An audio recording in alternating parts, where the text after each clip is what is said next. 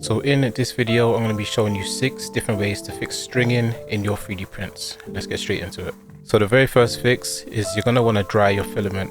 I've had times where literally the only thing I did is dry my filament when I was having stringing issues, and that solved the problem right off the bat. So you can get any good filament dryer.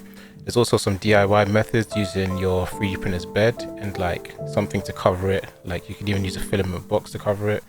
And I think you do a temperature of about 50 or 60, and then you leave it there for a good, few hours, like 3 to 4 hours, and that can dry your filament, and that can fix your stringing issues right off the bat.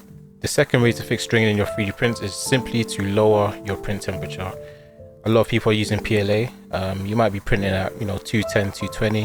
What I'd recommend is go for 200 or even 190, and that can instantly fix your stringing problems. It might just be where the temperature is too high for the PLA or filament that you're using. Now the next thing I do, the third thing I do to fix stringing, is to increase your retraction settings. Now that can be the retraction distance or the retraction speed. So you can just up it by maybe 50% and do a test to see if you still get stringing.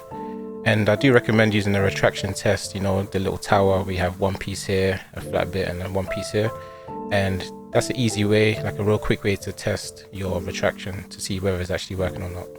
Now the next way to fix retraction, the fourth method, is simply to use combing, or in Bambu Studio it's called avoid crossing walls.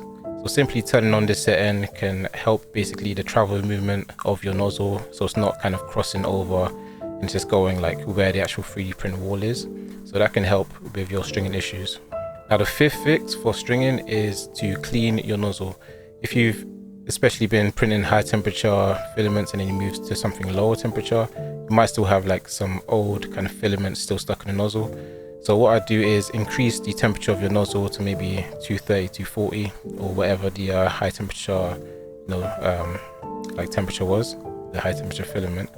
And then just kind of extrude some filament through and make sure that it's kind of all outside of the nozzle. And lastly, the sixth method to fix stringing in your 3D prints is to replace your nozzle. After a while of printing, you might have a worn out nozzle, especially if it's been scraping across the bed or anything like that. So simply changing out your nozzle for a new one can fix your stringing issues. So what I do is go through the list one by one.